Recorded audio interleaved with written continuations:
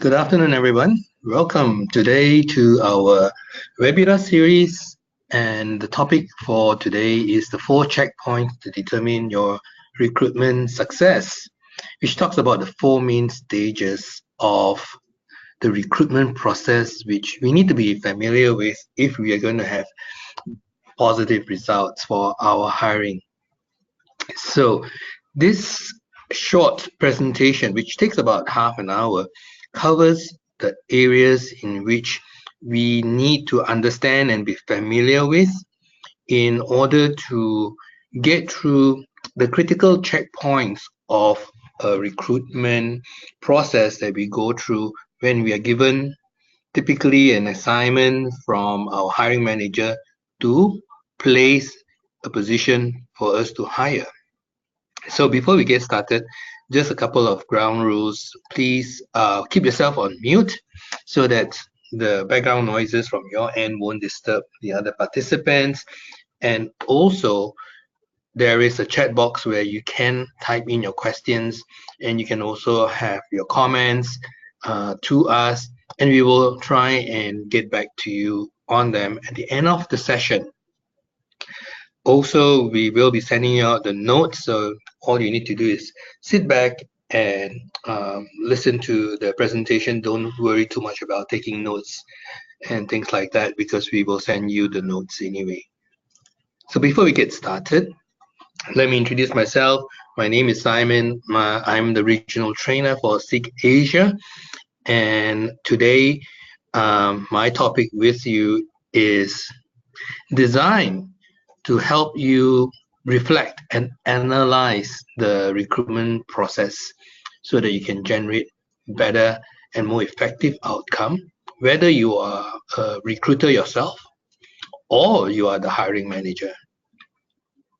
So we found that by using and looking at the 4 approaches, the 4 checkpoints we will be addressing later on, improvements can be made in terms of each of the conversion from the time that we post the ad right down to the hiring itself. So we will talk a little bit more about that in detail.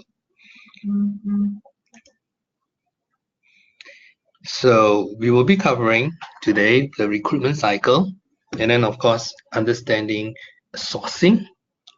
How do we get the talents that we are looking for? Where do the job seekers come from?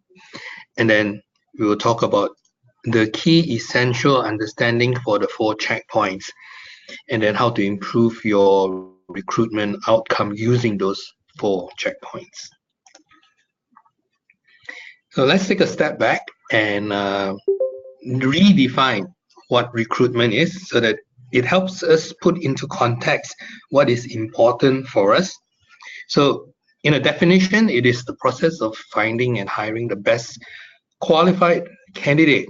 And this can be from outside our organization or from inside the organization for any job opening vacancy in a timely and cost-effective manner. So those are the 2 key things that we are usually measured for.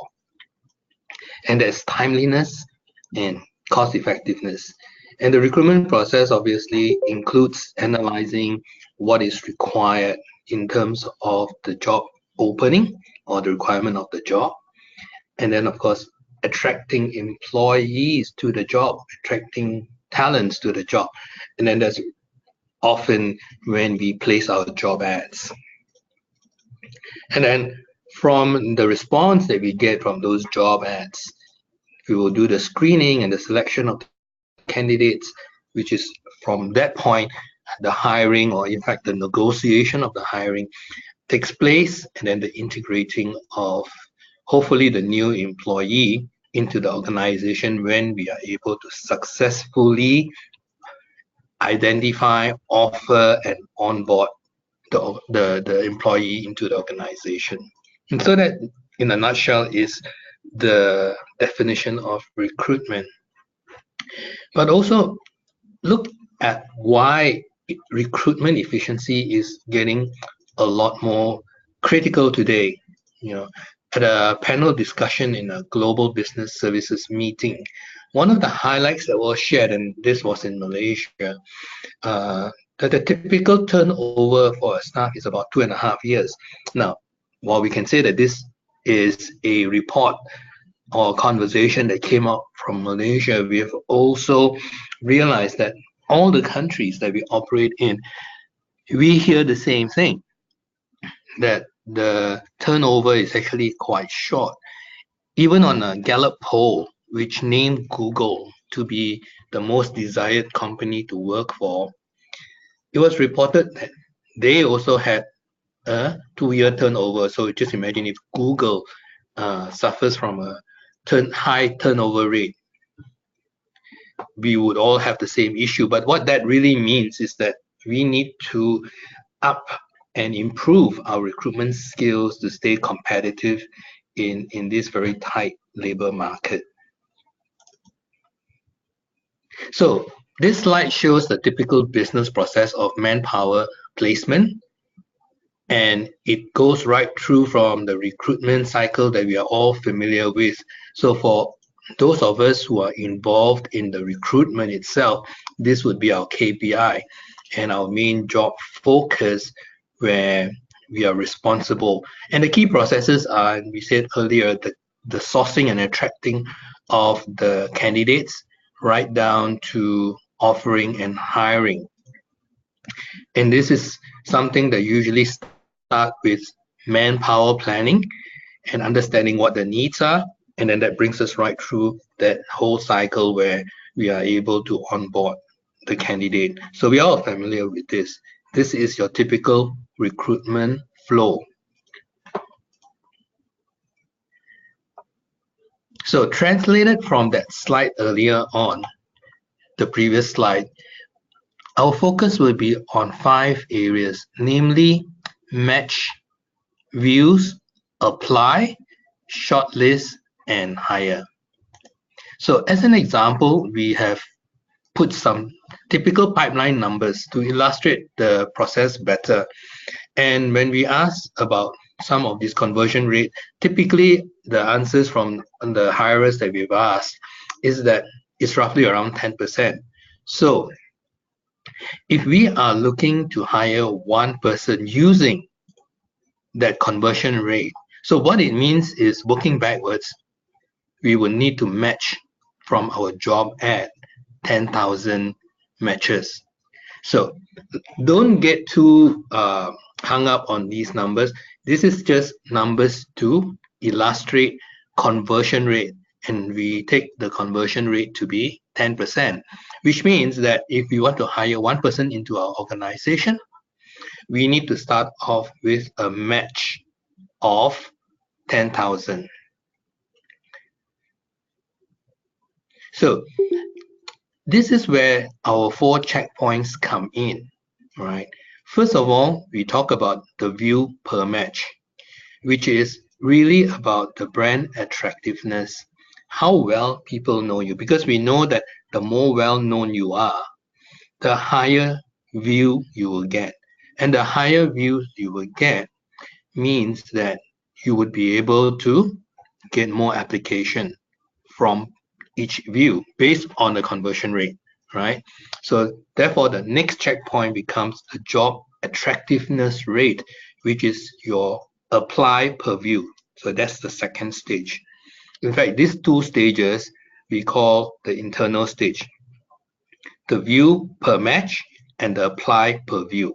Okay, then the next one is the shortlist per apply, which means that out of the total number of people who have applied for the job, how many are we able to shortlist, which really is about the shortlist efficiency. Okay, and then finally would be the hire. How many of the shortlisted candidates were we able to make a final offer and have them accept the offer so that we can place, which is what we call the placement rate. Okay, so these are the 4 checkpoints that we want to look at one by one. So the first one, which is the view per match, is what we call the brand attractiveness rate, which really talks about why this company is the employer branding strong. So it's really about employer branding, because employer branding is getting people to know who you are. Do they recognize you as a brand? And the next one is the apply per view, which is why this job. Why does this job attract me? The job attractiveness rate. So the next one is the shortlist, which is whether we got the specs correct.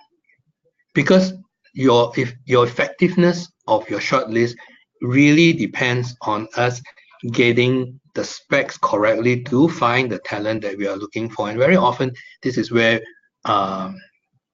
we get it wrong, because the hiring manager didn't give us the specs accurately, and we didn't spend enough time with the hiring manager to get those specs. So we'll talk about that a little bit more. And then finally, did we manage to get the hire that we want? Right. So these are the pertinent questions within the checkpoints that we want to address. But as an illustration, right, it's no big deal. Earlier we said we want to hire one position, but what happens if we want to hire 100 staff? So taking the same conversion, then we will find that, as you can see on the slide, that the match that we need to have in order to get 100 staff to hire based on the conversion rate of 10% is 1 million. So now this is not a scalable process. It's not practical because you can't match 1 million people on the database. So what needs to change? Well, obviously, what needs to change is the conversion rate. We must find a way to improve each of those conversion points, each of those conversion checkpoints from the 4 checkpoints that we talked about. So first of all, if we need to improve our checkpoint conversion percentages, then there must be certain consideration that we can do or look at and improve in order to do that. And so now we will talk about them one by one. So the first is the brand attractiveness. And that has a lot to do with employer branding. Now, there are many definitions for employer branding, but it actually describes a company's ability to differentiate itself from competitors through a unique employee value proposition. So ultimately, the employer brand is the process of promoting the organization as the employer of choice. So first of all, then we need to ask ourselves, have we done enough to be able to increase this brand attractiveness? From our observation, based on job posting on JobStreet, we know that it impacts the view per match, which is the checkpoint that we are talking about, the view rate, which impacts the number of job applications an organization get. Basically, what it is that the more reputable or more recognized the brand is, the more views it will attract, and subsequently more application. So this is the area where we need to make sure that our employer brand is strong. So we've seen examples, right, of companies making their job ads or the company look a little bit more people friendly. They've moved away from products and services that is being displayed to associate themselves to the company, but as an employer brand, they are now employing a lot more human-centric kind of communication. Here's an example of a telco, a service provider in Malaysia, and as you can see, it is becoming a lot more human-centric. Another one, as an example, is a tile manufacturer called Faruni's. And if you can look at this job ad that they've put out, it's not about the products, but it says to deliver happiness. So that's a very different positioning where they talk about delivering happiness. And if you look at what they stand for, they obviously even include happiness as one of their key points. So if you look at the three bullet points underneath the brand logo, you will see it says we provide continuous learning opportunities, we unleash and cultivate your hidden talent, and we are an organization about happiness.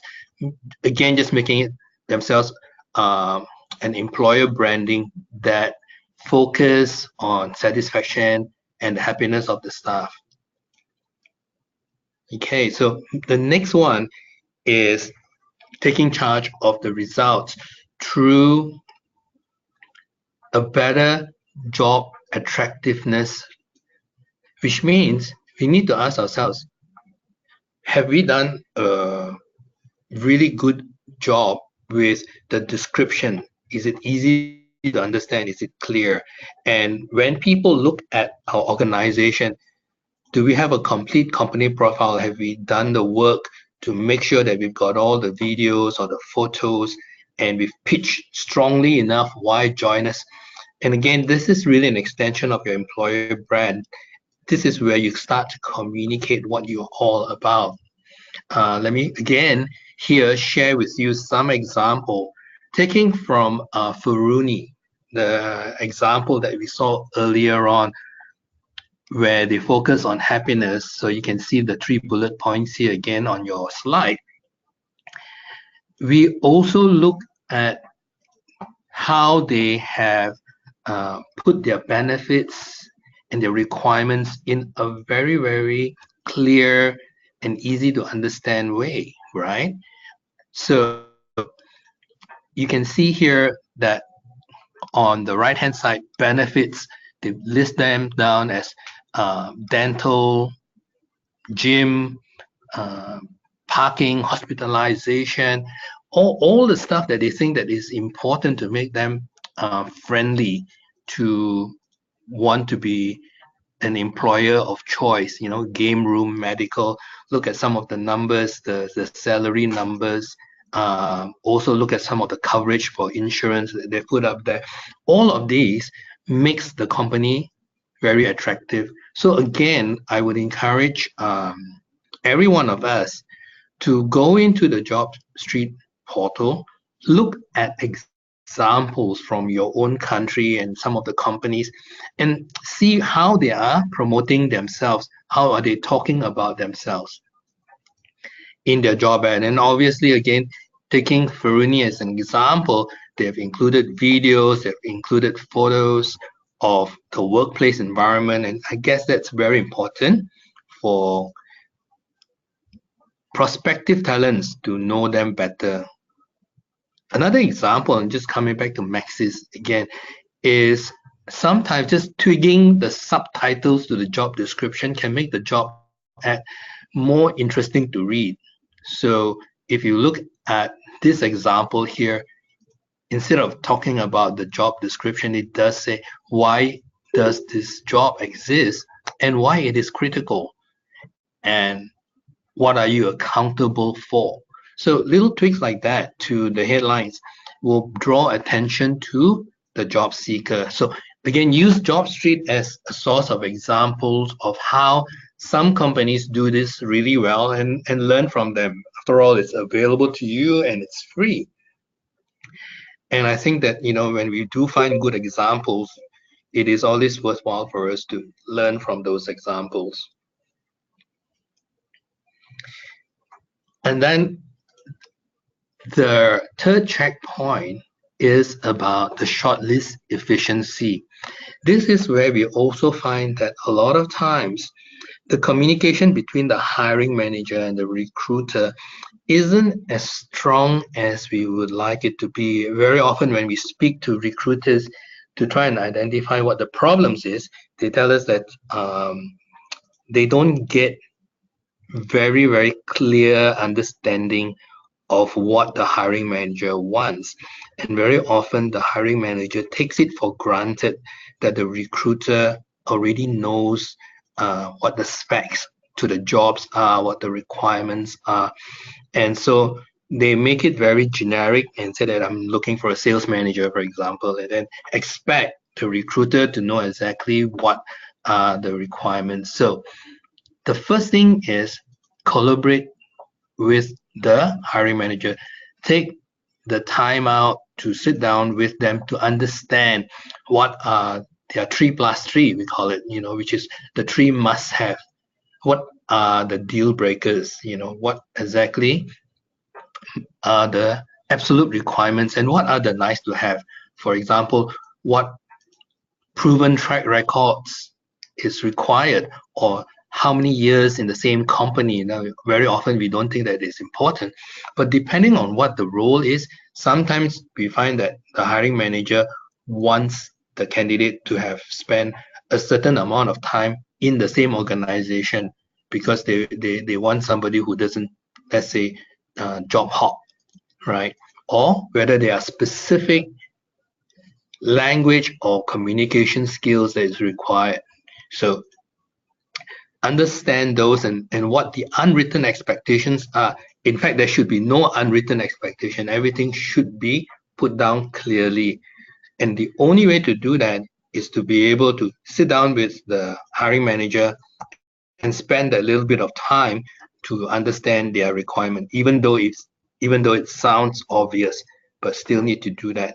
And of course, use talent search that's available for you to get more candidates so that you can shortlist. And this is really you going into the system and looking for the candidates you want, because ultimately you want to be able to pull together a strong short list of candidates that can be easily drawn from to bring for the interview. But clearly, the way to increase the efficiency here is to make sure that we have the specs and the requirement very, very clear. For example, a simple thing like salary, and then very often, the salary is not spelled out clearly. And then we go through the search where we find the right skills that we want, even the same values or the same cultural fit. But during the interview, we find that the salary is a mismatch. And then we would have wasted a lot of time bringing this candidate, identifying them, and then bringing them into a conversation where everything breaks down just because of the salary. Make sure that those are already put up front so that we don't have that sort of an issue. And then finally, again, if we are able to place really good, understand what was the items and the issues that made it successful. But if we didn't fill the position, if we fail to place, then what was the issue? A postmortem here often help us to do better the next time. Again, like it could have been a salary mismatch, like I said earlier on, or a culture or value mismatch where the person has a skill but don't fit our culture. I mean, and it really, because culture depends on each individual organization. It could be a formal culture, it could be a more relaxed culture. The values of the organization could be very, very different. It could be more to corporate social responsibility versus profits, or it could be about sustainability versus industrialization. So really understand whether the candidate themselves understand our culture, and how do we get that across. That really starts with the employer branding that we talked about earlier, and the narrative or story that we were able to get across early in the process, so that we get candidates who are already aligned with us before they apply to our jobs, so that we don't have the whole process get stopped at an interview because of this kind of mismatch. And also whether we are skilled I would say, in selling the position and the company effectively. Very often, we have the attitude that the candidate wants the job, so we don't need to sell the position to them. They need us more than we need them. And very often we will lose good candidates because of that. So understand our ability to persuade the candidate, and understand how we can more effectively sell the position or sell the value of joining the organization or company more effectively. In fact, there are webinars that we conduct in terms of persuasion skills, in terms of looking at how to find the best matches. So look out for those webinars. I'm sure that they will be very useful for you in this process. So that brings us to the end of the presentation that has covered the 4 checkpoints. I hope that they have given you some ideas on improvement that you can do yourself within your organization. Just a very quick recap. First of all, it is about getting yourself to be more visible, more well-known. And we talk about employer branding in that stage and all the different activities that you can do. Again, there is a webinar on employer branding. I do encourage you to look out for it and listen to that presentation, which talks about some of the different stages that you need to go through to build a strong employer brand. Then we talked about the job ad itself and how strong the job ad can be and how well we can describe ourselves in the company profile to make ourselves more attractive. And then, of course, the other one is the shortlisting, which really depends on whether we got the specification of the kind of candidates and skills that is required from them and the role they need to play. And often that can be solved by us sitting down with the hiring manager to understand the needs very clearly and very completely. So remember the 3+3, the 3 good to have and the 3 nice to have. And that would help us a lot. And then obviously doing the post-mortem to understand what went right that help us close and fill the position, or what went wrong and how we can improve on that. So if we go back and do this on a consistent basis, I am very certain that you will increase your conversion rate that is required, and then it becomes a lot more effective in each of those stages, and therefore you need to have a smaller match in order to get the number of application and the number of application to shortlist and to hire. So with that, thank you very much for attending this talk. If you have any comments or questions, you can type it into the dialog box and we'll try to answer that. And also, I mentioned earlier that there are webinars that you can look out for. One of them is how to place 5-star job ads. And these are attractive job ads that makes it easy for talents to look at and be attracted to your job. We talked about employer branding. That's also another webinar that we conduct. And then sourcing for your candidates, and also the key to successful persuasion. And then we said earlier on that sometimes we ignore the skill in how we can persuade the desired candidate to join us. So these are all webinars that you can look out for. So thank you very much. And again, once again, of course, we will be sending out notes to you, so you can use them as a reference. But in the meantime, if you have any questions or comments that you want to ask us, we can do that now. But if you don't have any, you can still write to us after we've sent you the notes, and then Also, please remember to give us your comments on some of the presentations that you've heard so that it can help us improve the content better for you. So with that, thank you very much once again, and I hope to see you all soon at the other different webinars that we do.